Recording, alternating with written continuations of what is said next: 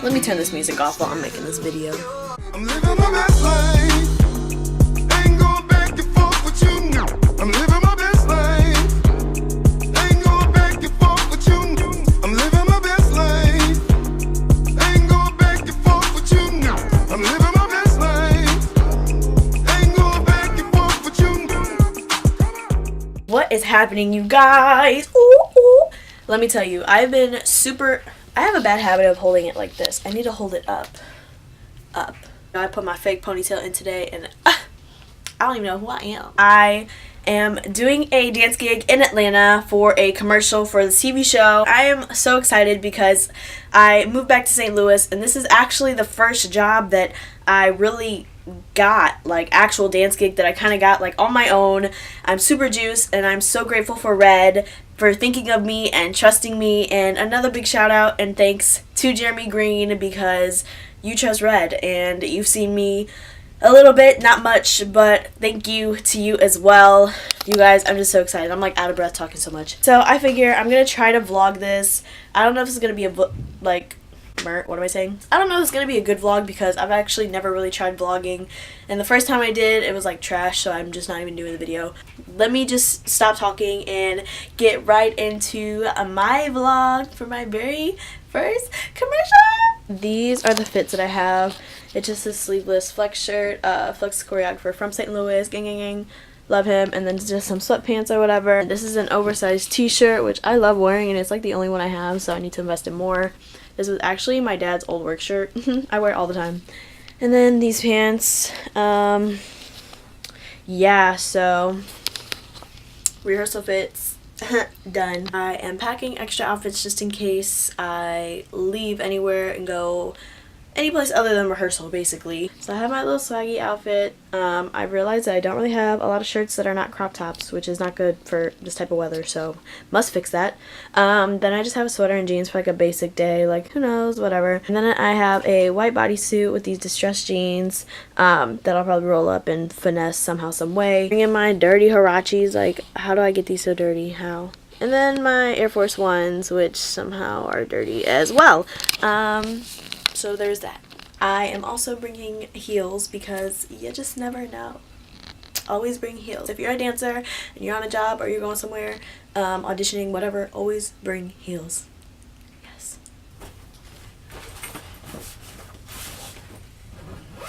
Oh, look. Like it's nothing. Yeah. So everything I plan on taking fits, which is lit. And I'm gonna stop recording now, and I'll see you guys in the next scene wherever I decide to record again. Probably the airport. So, see you guys soon. 2 days later. So, let's count how many times I say, clearly I'm in the car. So, yeah, you would think I'm on my way to the airport to go to Atlanta, and I'm not. I'm not going to Atlanta anymore. Yeah, so I was supposed to leave yesterday, and I had ended up getting an email saying that production decided that they cannot use as many dancers for this gig, and that unfortunately I would not be doing the job. I got that email about an hour before I got off of work to go to my flight. So that happened about an hour prior. And at first, like, the emotions, I was just like, oh my gosh. Like, I ended up having to get a flight reservation. Like, there was no room driving, and my car was in the shop, and it just didn't work out that way. So I ended up having to buy a flight, which actually costs almost $200 more than what I was getting paid on the gig. But I was not going to pass up the opportunity. I hadn't worked with any of these people yet, and I was just not going to pass it up. I saw that email. I freaked out. I canceled everything. My mom canceled the hotel reservations. I canceled the flight. Got all that taken care of. I replied to email, all right, thank you. Okay. We're done. Over it. Period. And then about 15-20 minutes later, after everything had been canceled, I received another email saying, "Hi Nikki, please disregard the last email. They will see you tomorrow at rehearsal." And the emotion just came all back. I was like, oh my god, I just canceled everything. What? Like what? So I could have got the flight back, but I was using like these free nights at this hotel that my parents work at, and I wouldn't be able to use those again. So yeah, I would have had to pay for the hotel, which I was already out $200 doing the job, and I was like, I replied back and I was like, are you positive like they're gonna use me? Do I need to like book a new flight? Are you sure, basically, like if I rebook this, is it like for sure that I'm gonna be on the job? So then he ended up saying no, like we were under the impression you were already on your way, like I had already left St. Louis to go to Atlanta, but no, it's okay, like don't come, basically. I was like, alright. Now, the reason I'm making this video is because this kind of shit happens, and you can't let it mess you up. You can't let it mess up your energy or your vibes, and it's really hard because I was looking forward to a job, and this was like a commercial. This is something I hadn't gotten to do yet. This is with new people that I haven't worked with. Like, I was really excited for this job. Like, I'd be lying if I said I wasn't. But sometimes, like, it's literally just how life plays out. Is it a bummer that I didn't get to do this gig? Yes, of course it is. But I'm not going to bring myself down with trying to find reasons why it's my fault. I feel like it's a habit, it's human nature sometimes for us to blame ourselves when things don't go right, and insecurities kind of come out. And I know I at least did it, if nothing else. I know I did this a lot while I was in LA. And at first, not really towards the end of LA, but once I first moved there and I was just like starting to audition and kind of getting into the dance industry, I did that to myself all the time. I did it at auditions, I did it at rehearsals, I did it in class, and basically, like, if I got cut from an audition, I was just like, I didn't wear the right thing, or I was one of the worst dancers in the room, or I didn't look good enough to be on this job, and I would just say things literally in my head and bring myself down for something that I have no control over. Okay, let's try this again. It's not healthy at all. It's most of the time not really even the truth, and I kind of just brought myself down just because I didn't know what else to do. I didn't know how to feel, I didn't know how to handle the rejection, and so I did by making myself feel like trash. I feel like a lot of people do that, and it's important not to, because you need to find things to be proud of yourself for. Like, in all these situations where things go wrong, find things that make you feel good about yourself. That's what you should be doing. Like, you can be humble and still give yourself a pat on the back for the things that you have accomplished and done. It really took a lot, and it takes practice, you guys, because it's still not like my first like instinct to just be like, it's okay, like I'm amazing. Like, it's not really that easy. Oh my gosh, my arm hurt. We're switching back, my arm already hurts. If you know me, you know I'm pretty emotional, so my first instinct for like everything is to cry. So I literally was holding back tears.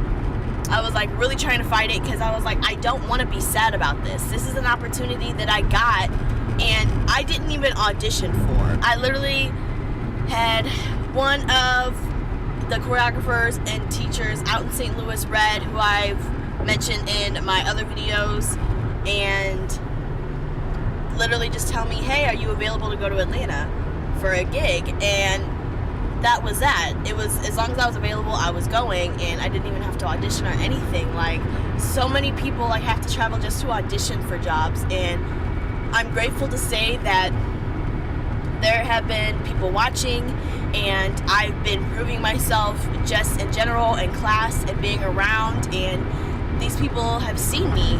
And it's also an amazing thing, because not only did Red have faith in me to refer me on this job, but the choreographer on the job, Jeremy Green, had faith to even trust me to even be on it without me working with him ever. And that is a big deal. Like, it really is. And that's what I have to keep reminding myself, is that I got this opportunity by just doing me, by just being in class, by just dancing. And not to mention, you guys, like, I'm not even with an agency. I'm pretty sure an agency in Atlanta, I'm pretty sure St. Louis dancers recently had an amazing opportunity to audition for an agency located in Atlanta, like an Atlanta agency, and so many of the talented dancers in St. Louis got it. And you guys, St. Louis is so talented, you have no idea. I'm literally sweating in my car. What's going on? And they had an amazing opportunity to get signed with an agency in Atlanta from St. Louis. So they had recently had that happen, I believe a couple months back, maybe towards like the end of 2018.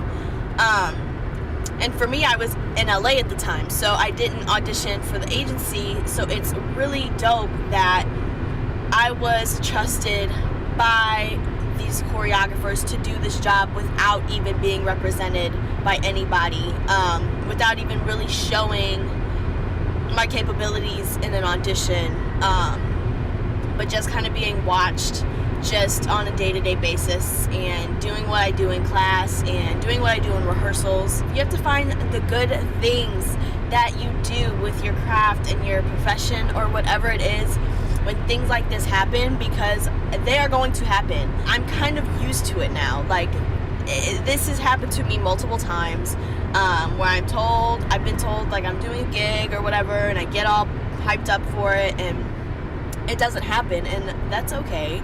That's literally just how things work. It's just circumstances sometimes, and you can't take things like this personal. You can't let it affect you, you guys. Like, you guys literally, like, this is hard. It's a hard thing to be told no. It's a hard thing being rejected for doing things that you love, but it's going to happen. Like, I don't even know what else to say. It's going to happen, and you can't let it bring you down. You literally just need to fight 10 times harder, and you best believe I'm working to be the one that they don't want to cut. Like, that's my goal now, is to be on the level that if dancers need to be cut, I'm not the one they're cutting. Switching arms again. I just want everyone to be happy in what they want to do in life, because this is hard. Like, especially like entertainment industry, like, these things are hard and it's competitive, but there's room for everybody to be happy and successful. Like, there really is. And I just want you guys to really understand that having a good mindset and having a positive mindset, even in situations like this, will make a huge difference in your life. I hope you guys may have learned something, or it may have helped you kind of feel better about situations that you got told no, because I know a lot of people look at me and they're like, oh my god, you're doing so much, and to me it doesn't seem that way when things like this happen. But you know, everyone goes through it, and that's why I wanted to share this video with you guys. And I was really debating on if I was going to, because I'm like, it's kind of embarrassing, but it's something people don't talk about, and it's something people don't admit to. So I'm admitting to you guys, I get rejected. I get told no. Anyway, I'm done. I'm about to pull up to work, so I love you guys. Tune in for my next video. Make sure you guys watch some of my last videos. Make sure you guys stay tuned, because your girl Nick Nack got some things coming. Keeping it 100, keeping it real, always with ya. See you next time. Bye.